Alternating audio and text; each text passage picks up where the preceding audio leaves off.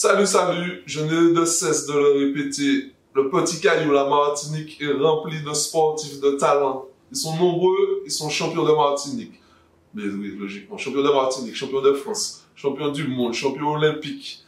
Et pour autant, on ne les voit pas, on ne les entend pas, on ne les connaît pas. Une solution pour les connaître mieux, Guinel, c'est le mercredi, il y a une vidéo qui sort. Aujourd'hui, on a avec Aurélie Padolus. Salut tout le monde. Comment tu vas? Ça va bien toi? Les vacances, ça va impeccable. Les vacances. Ça se passe bien pour l'instant. Tu as un petit entretien physique. Oui, comme toujours, en programme de muscu, d'info, surtout avec la période là, comme coupure, on a dû s'entretenir mieux. Tu as géré comment le confinement justement? C'était un peu dur, j'étais seul chez moi, bon après, je m'occupais comme je pouvais, j'avais des séances, sinon c'était Netflix, séries, voilà. Ok. Bon, on va entamer d'abord en parlant de ton parcours sportif. Ici, là-bas, comment tu es passé on veut tout savoir. Ouais. Et puis ensuite, on va aborder l'homme derrière l'athlète qui tu es, etc. Donc, parle-nous de toi. Comment tu arrives au handball déjà? Comment je suis arrivé au handball? J'ai commencé le handball en primaire, parce que j'étais à l'école de café au Verpré, et il y a eu une intervention, tu vois, les intervenants viennent, ils handball. J'ai commencé comme ça, on a fait une petite compétition entre écoles, et c'est là un jour on m'a dit, ah, tu fais du sport, non? Je vais faire de handball, c'est parti comme ça. Hein. Ouais. Et tu as commencé dans quel club? J'ai commencé à Arsenal, j'ai fait 3 ou 4 mois d'école de hand, on m'a envoyé en 2014. Arsenal, c'est dans quelle commune déjà? Robert. Ah, je ne le savais pas. C'est Robert, je ne le savais pas. Effectivement. Et puis ensuite, comment ça s'est goupillé là tout? Et puis ensuite, ouais, j'ai dû faire 1 ou 2 années à Arsenal. Après, je suis parti au Réveil au Gaumont parce qu'à un moment donné, il n'y a plus d'équipe de 24 au Robert. Donc je suis parti au Gaumont et ça continue comme ça. Tu vas faire le Gaumont et dire que c'est grâce à eux, alors que c'est le Robert qui t'a formé. Ah, à vrai dire, c'est plus le Gaumont. Toi, je fâchais des personnes, mais à vrai dire, c'est plus le Gaumont. C'est quand je suis arrivé au Gaumont que j'ai rencontré des personnes qui m'ont vraiment poussé de l'an, Mickaël, qui m'ont vraiment dit. Va au pôle, fais les élections pour les sélections, des trucs comme ça. C'est vraiment. Tu as entendu jouer en senior et tout? Ah, sinon, oui, au Réveil. Au Réveil. Avant de partir en France, ma dernière saison au Réveil, on a gagné tout ce qu'il y avait à gagner. Ah, ouais. Ah bon. Et comment ça s'est fait pour que tu signes pro? Bon, quand je suis parti, je suis parti en terminale à Nîmes. Enfin, on avait fait déjà une compétition avec le pôle, les Interpol, où là, il y avait plusieurs clubs qui m'ont un peu détecté. Et en réfléchissant à c'est tout, on a fait aller à Nîmes.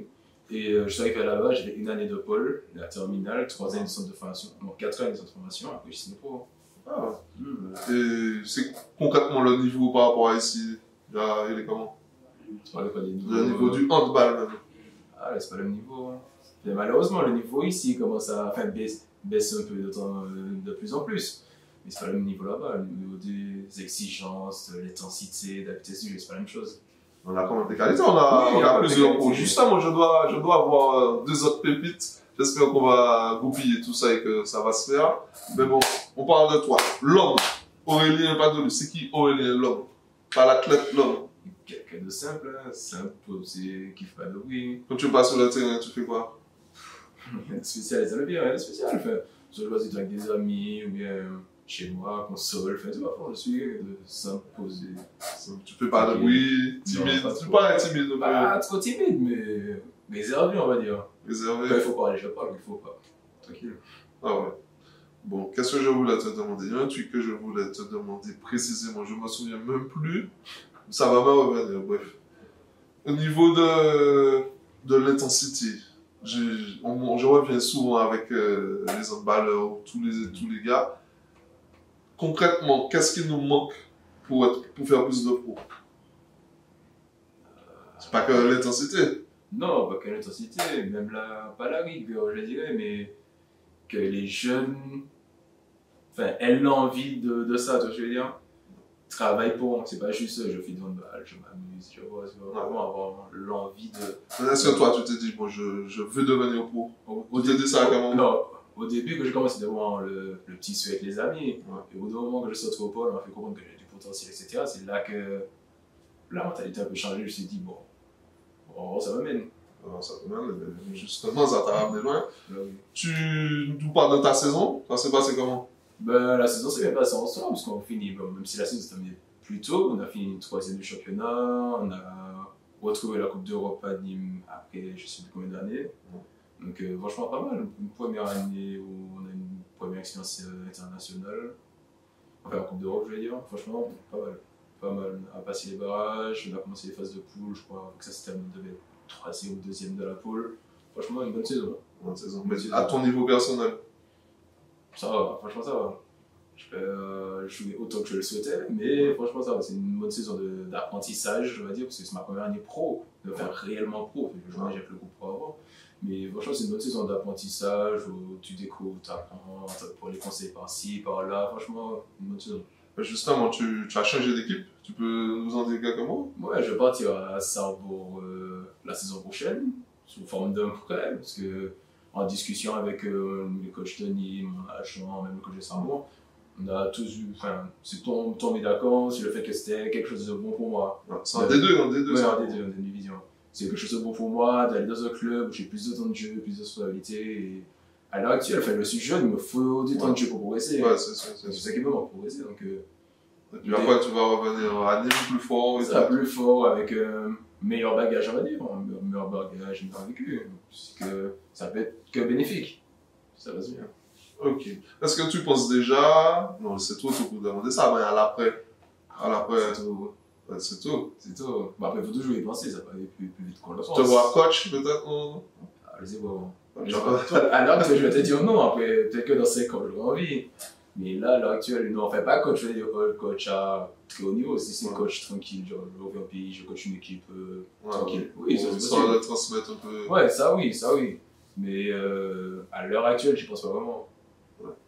Mais c'est sûr qu'il faut quand même qu'il y ait une passation entre les anciens et les jeunes, ceux qui veulent arriver. Donc oui, ça peut arriver, ça peut être que plus tard, j'aurai envie de ça.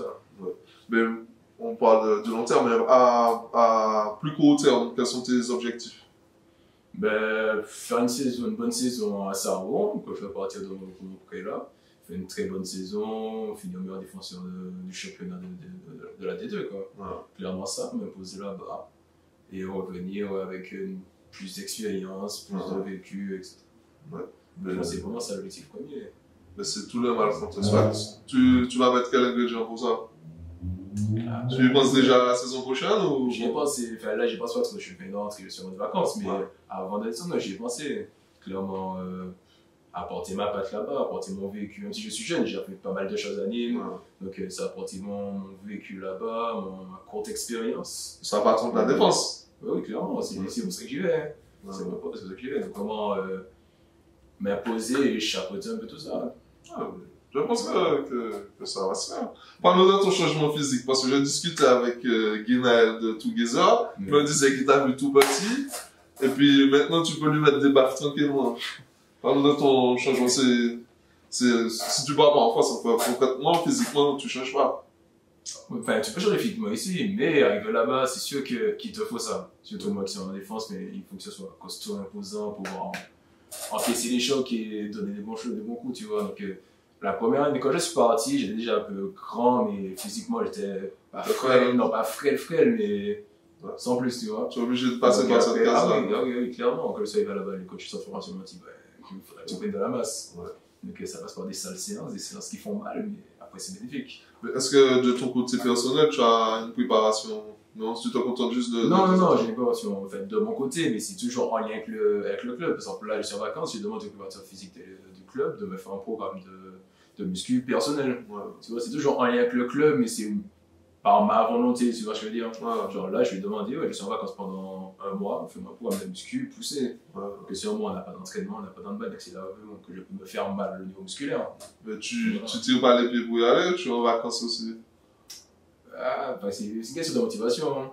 C'est ça, tu te dis, c'est sûr que si je te dis, je vais me faire aller au Saline aujourd'hui. Mais il faut quand même s'entretenir, bosser, toujours bosser, garder ça en tête, il faut travailler. Ok. Mais on va finir par le quiz habituel que je fais à tout le monde. Si tu n'avais pas fait du handball, tu aurais fait du handball, parce qu'ils précisent, tous les imprécis, c'est handball. Ça fait mal à l'oreille. Si tu n'avais pas fait du handball, tu aurais fait quel sport? Quel sport? De basket, je pense. Basket. Peut-être pas au niveau, mais du basket, vu que je suis grand et tout, du basket. Et quel sport tu n'aurais jamais fait à l'inverse? Cyclisme. C'est sûr. Cyclisme à pied, des sports ingrats comme ça, non. Enfin, pas ingrats, parce que c'est beau à voir, mais je ne vois pas sur un vélo pendant 4 heures à pédaler. On a tous conscience qu'ils sont. Je respecte. Je discutais avec Hervé Arcade. Il vous suffit de remonter, vous allez trouver l'interview. Ils sont fous, les cyclistes. Franchement, je respecte, mais je ne pourrais pas. Je pourrais pas faire ça.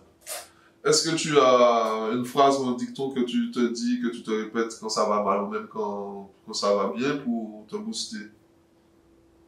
Non, pas vraiment de dicton comme ça. J'ai juste de penser au bon moment, par exemple, si ça va mal, je sais pas, moi, un moment de stress pendant un match ou quoi, tu vois, juste au bon moment, une chose que tu as fait, il n'y a pas de dicton précis en soi. Ok. C'est quoi ta plus grande peur? Ma plus grande peur, blessure. Ouais. Tu n'as jamais été blessé pour ça? Oui, j'ai eu pas mal de blessures, mais blessures fin de carrière, on va dire. Ça. Des blessures, j'en ai pas mal. J'ai eu l'épaule, sur le pied, j'ai une plaque en fer de le pied. Une plaque en fer? J'ai une en titane. Tu sais pas c'est quoi? En gros, j'ai fait une fracture du pied. La première fois, c'est 2014. Fracture du pied, j'ai dû avoir peut-être 3 mois sans jouer. Et quand je reviens, 3 semaines après ma reprise, ça répète. Des coopérations, j'ai une plaque dans le pied. Tu as resté combien de temps sans jouer concrètement? Avec cette blessure-là? Ouais. L'enchaînement de peut-être 5 mois, mais c'est pas la pire. La pire, c'était l'épaule où j'ai fait 6 mois sans le faire. 6 mois, pas sur l'épaule. Mais comment dans ta tête, tu t'es dit, il faut que je revienne? Dans ta tête, au début, tu passes plusieurs phases. Personnellement, je passais plusieurs phases. Le doute, tu te dis comment je vais revenir, comment ça se passait, la peur de l'opération, tout ça. Surtout, tu entends les histoires des gens, je me suis opéré, j'ai jamais retrouvé mon épaule, etc. Donc, au début, ça fait peur. Ça se passe bien, tu bosses pour, et quand tu vois le bout du tunnel, c'est là que l'envie de retrouver ça revient. Donc, ça passe bien. On croise les doigts pour que tu ne repasses pas voir ça. Ouais, je sais. Quoi d'autre? J'ai tellement de questions à te poser. J'ai mis plein de nouvelles questions dans mon quiz, mais bon, c'est pas grave. Ta plus grande qualité, ton plus gros défaut? Ma plus grande qualité, plus grand défaut, les deux sont liés. Trop gentil. Trop gentil. Trop gentil. Ça peut être une qualité comme un défaut. Trop gentil des fois. Effectivement. Ta femme abuse de toi, de ta gentillesse? Non, quand même pas. Non, c'est mutuel.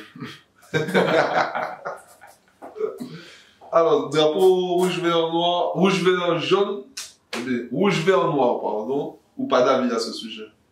Drapeau rouge, vert, noir. Ouais. Je pouvais pas, je partais des détails pas, mais rouge, vert, noir, logiquement. Je m'intéressais pas à l'histoire au début, mais au fur et à mesure des événements, quand tu as cette chose, tu es obligé de. Ça. Tu nous donnes ton avis par rapport au statut ou pas? Vaut mieux pas? Non, je donne pas d'avis, c'est ça. On parle de toi, on a besoin de savoir. Pas de soucis, mais non, je vais pas donner d'avis dessus. Est-ce que je trouve que c'est une bonne chose. Est-ce que tu as un péché mignon? Il y a des gens, c'est le chocolat, d'autres c'est. Péché mignon, le tiramisu. C'est mon préféré. Pendant le confinement, tu lui donnes une chose. Facile, c'est mon péché mignon. Ça. Après, tu fais de la muscu, ça. Non, oui, ça va, donc je culpabilise pas. Mais franchement, ça, c'est le truc que j'arrive dans un resto. Je veux bien manger, j'aurais pas faim, je vois la carte dessert tiramisu, je vais prendre.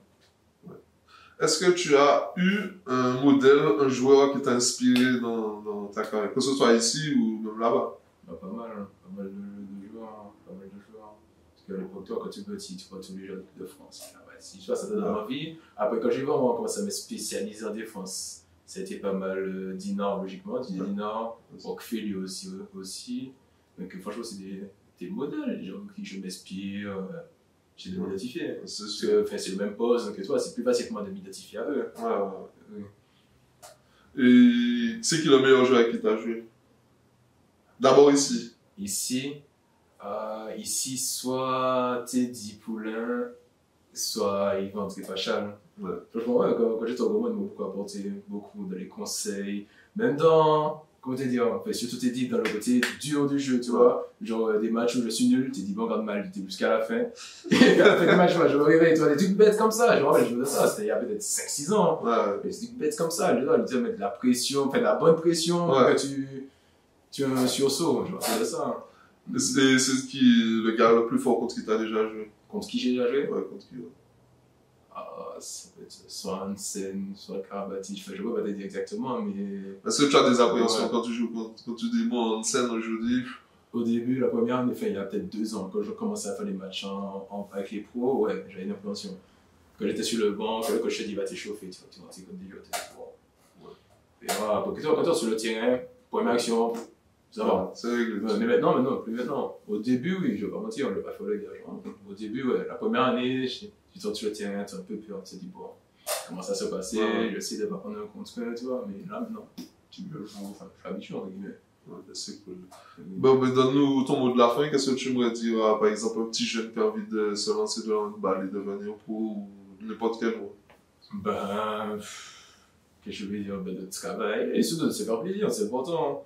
Enfin, c'est un sport où, comme tous les sports, il faut s'amuser, se faire plaisir et prendre son pied. Il ne faut pas trop se mettre de pression, même s'il faut un peu de pression par moment, mais pas trop.